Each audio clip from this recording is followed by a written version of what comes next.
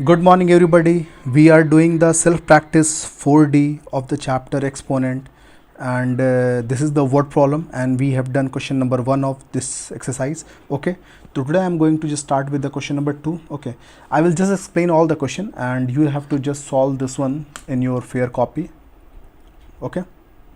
So I'm just going to explain it roughly, and you have to just write in your fair copy with complete what we can say that statement. Okay. तो second question I am going to read the population of bacteria double in every minute. मतलब bacteria है उसका जो population है वो हर एक minute में double होते जा रहा है। ठीक है। The number of bacteria after 5 minute is 15 into 2⁵। How many bacterias are there after 5 minutes. मतलब बैक्टीरियाज किसी चीज़ में बैक्टीरिया है और वो हर मिनट अपने साइज से डबल होते जा रहे हैं। ठीक है। तो 5 मिनट्स के बाद जो बैक्टीरियाज है उनका क्वांटिटी जो है वो 15 इंटू 2⁵ है। ठीक है। तो आपको फाइंड ये करना है कि 5 मिनट्स के बाद ये टोटल बैक्टीरिया जो इस फॉर्मेट में है, एक्सपोनेंट के फॉर्मेट में है, आप इसको काउंट करके बताओ कि ये कितना है। ठीक है। तो हम लोग कैसे लिखेंगे, देखो इसके स्टेटमेंट थोड़ा सा लिख देता हूँ।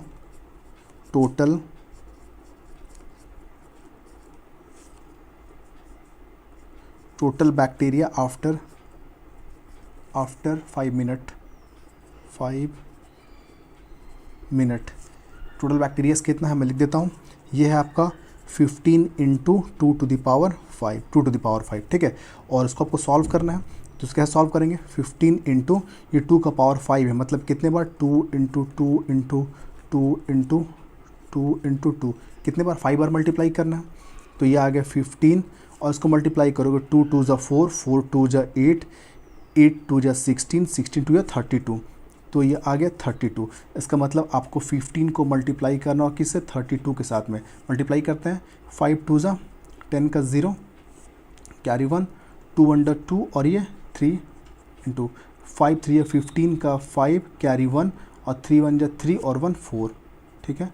तो ये आ जाएगा 0 5 6 7 8 और ये आ गया 4। तो ये कितना आ गया आपको 480। तो 5 मिनट के बाद जो बैक्टीरिया था वो एक्सपोनेंट के फॉर्म में 5 इंटू 10⁻²। ठीक है। और सॉल्व करने पे कितना आता है 480। ठीक है। तो ये सेकंड क्वेश्चन है। हम लोग देखते हैं थर्ड क्वेश्चन देखो। अ painting is made of 3 concentric squares. The side length of a smaller square is 5. The side length of the each outer square is 5 times the side of the each square just inside it. What is the area of the painting? What is the area of the painting? ठीक है। देखो यहाँ पे क्या है कि painting of is made of 3 concentric square. मतलब painting जो है वो स्क्वायर में बना हुआ है। ठीक है। और 3 कॉन्सेंट्रिक स्क्वायर है। ठीक है। तो 3 कॉन्सेंट्रिक स्क्वायर मतलब देखो ऐसा एक पेंटिंग है, इसमें एक स्क्वायर ऐसा है कंसेंट्रिक, मतलब एक के अंदर एक। तो ये देखो ये दूसरा स्क्वायर हो गया। ठीक है। और ये हो गया थर्ड स्क्वायर है। तो ये टोटल कितना एरिया है ये फाइंड करना है। ठीक है। और यहाँ पे क्वेश्चन में और क्या क्या दिया हुआ देखते हैं। देखो स्मॉलर जो लेंथ है इसका दिया हुआ है 5 सेंटीमीटर। ये कितना है 5 सेंटीमीटर। मतलब जो स्क्वायर का जो साइड है इनसाइड वाला वो कितना है 5 सेंटीमीटर।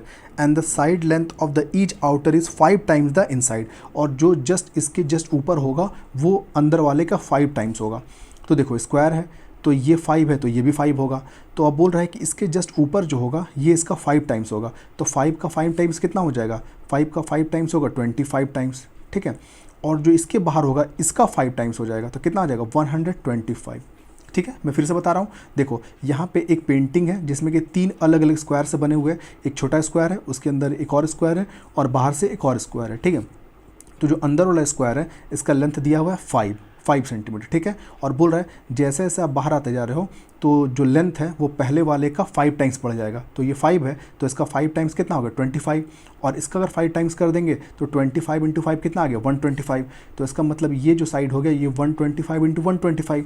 तो इसका मतलब अगर इसका एरिया निकालेंगे, देखो एरिया ऑफ स्क्वायर इसको टू फार्मूला क्या होता है ए स्क्वायर। फार्मूला क्या होता है एरिया का ए स्क्वायर। तो आप क्या लिखोगे 125 का स्क्वायर। 125 का स्क्वायर तो 125 का स्क्वायर करेंगे तो 125 और 125 का स्क्वायर करते हैं। 5 5 या 25 का 5 कैरी 2, 5 2 या 10, 10 और 2 12 का 2 कैरी 1, 5 1 या 5 और 6 कितना आ गया 625। मल्टीप्लाई करो 5 2 10 का 0 कैरी 1, 2 2 4 और एक 5 और 2 1 2, ठीक है, क्रॉस करते हैं।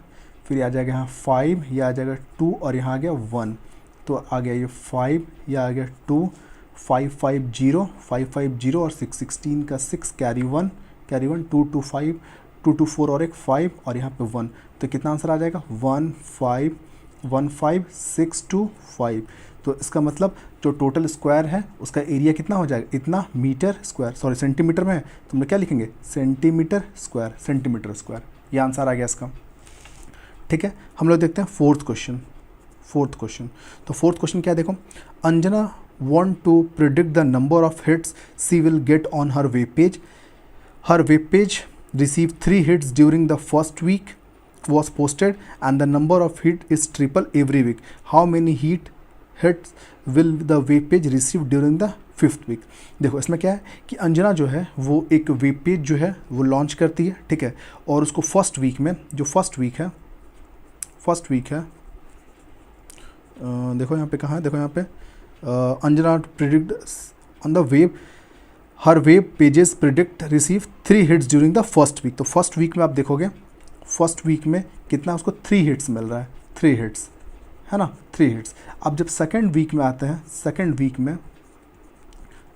में आते हैं तो देखो क्या लिखा है, the number is triple every week, और हर एक वीक में ट्रिपल होता है। तो सेकेंड वीक में ट्रिपल मतलब 3 × 3, तो उसको मैं 3 का पावर 2 लिख सकता हूँ, ठीक है। और वैसे अगर मैं थर्ड वीक में आता हूँ, थर्ड वीक में आता हूँ तो फिर ट्रिपल हो जाएगा। तो 3 × 3 का पावर 2 था, तो कितना आ जाएगा, 3 का पावर कितना आ जाएगा 3। देखो फर्स्ट वीक में इसको कितने हिट्स मिल रहे हैं, 3। सेकंड वीक में जो हिट्स है वो 3 टाइम्स बढ़ जा रहे हैं, तो 3 × 3 करेंगे तो कितना आ जाएगा, 3 स्क्वायर आ जाएगा।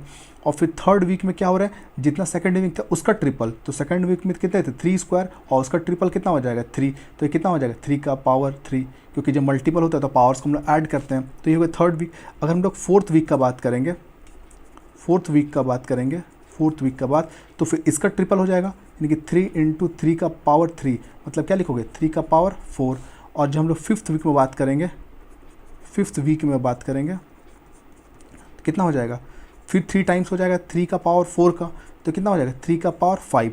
तो क्वेश्चन में क्या पूछ रहा था, ड्यूरिंग द 5th वीक, तो 5th वीक में कितना हो जाएगा 3 का पावर 5। और इसको अगर आप सॉल्व करना चाहते हो टोटल नंबर, देयरफॉर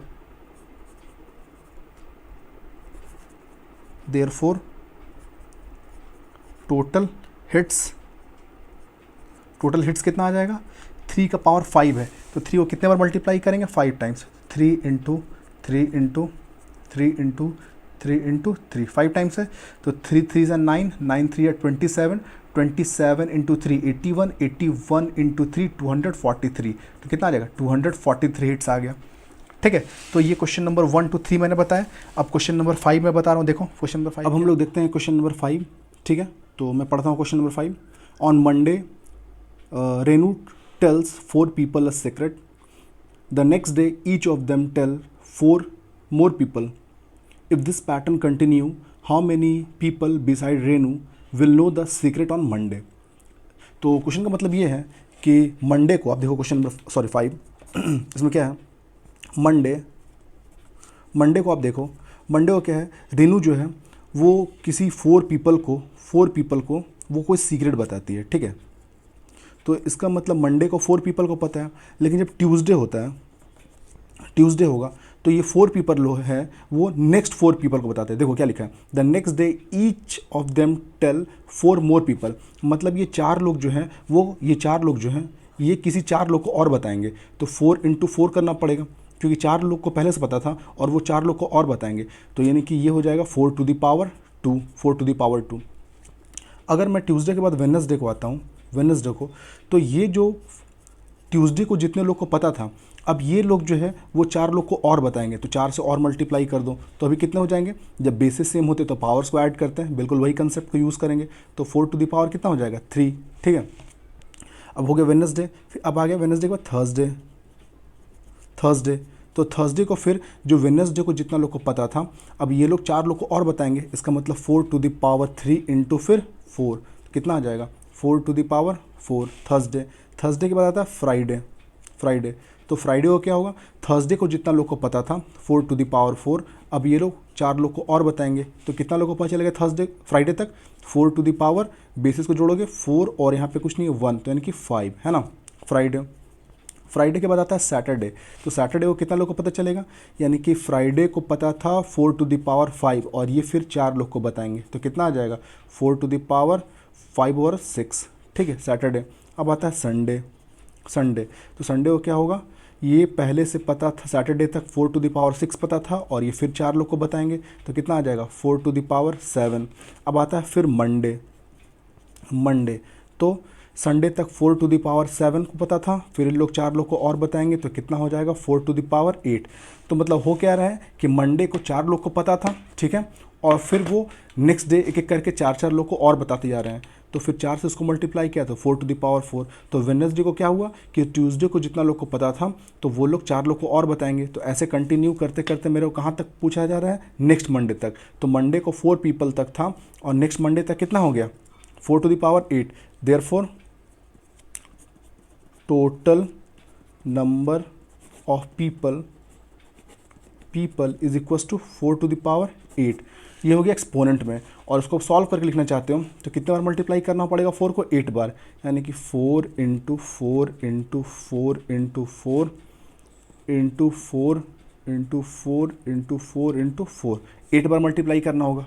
तो देखो मल्टीप्लाई करता हूँ, 4 4 जा 16 4 जा 64, 64 इंटू 4 कितना हो जाएगा 256, ये कितना आ जाएगा 256।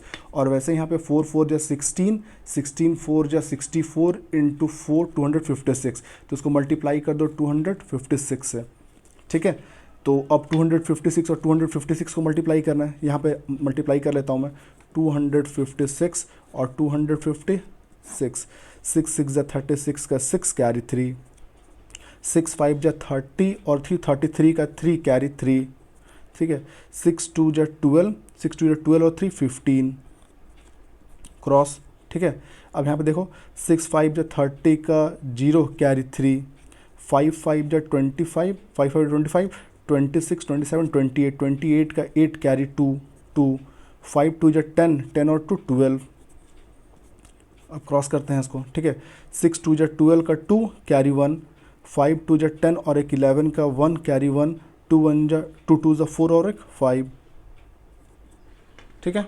अब इसको मैं ऐड करता हूँ, ये आ जाएगा 6, ये आ जाएगा 3, 8 और 2 10 और 5 15 का 5 कैरी 1, 2 3 4 और एक 5 और ये 6, कितना आ गया 6 5 6 5 5 3 6, यानी कि आ गया 6 5 5 3 6।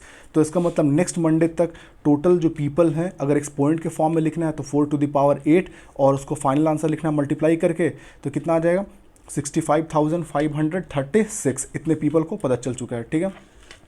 तो ये सेल्फ प्रैक्टिस 4D का ये लास्ट क्वेश्चन था 5, ठीक है। इसके बाद आता है मेंटल मैथ्स, तो मेंटल मैथ्स का क्वेश्चंस बहुत इजी है, आप इसको बहुत आराम सॉल्व कर सकते हो, जितना भी मैंने आपको एक्सपोनेंट बताया। देखो पहले क्वेश्चन 4 को कितना बार मल्टीप्लाई किया गया 1 2 3 4 5, तो एक्सपोनेंट के फॉर्म में क्या लिखोगे 4 टू द पावर 5, ऐसे करके -1/3 को कितने बार मल्टीप्लाई किया गया 1 2 3 4 बार में, तो -1/3 होल टू द पावर क्या लिखोगे 5, इसको एक्सपैंड करना है। ये सब क्वेश्चन बहुत इजी आराम से कर सकते हो। ये देखो 5 to the power 0 plus 7 to the power 0 plus 9 to the power 0, तो कोई भी नंबर का पावर 0 होता है तो कितना होता है 1, तो यहाँ पे 1, ये भी 1, यहाँ पे 1, तो 1 प्लस 1 प्लस 1 कितना आ जाएगा 3, बहुत सिंपल है। तो ऐसे क्वेश्चन को आप बहुत आराम से कर सकते हो। तो आपका होमवर्क है ये मेंटल मैथ्स को आप सॉल्व कर लेना, ठीक है, और आप MCQ स्टार्ट कर देना। MCQ में कुछ क्वेश्चंस बहुत अच्छे हैं, वो सारे क्वेश्चंस को मैं डिस्कस करूँगा नेक्स्ट वीडियो में। Thank you very much.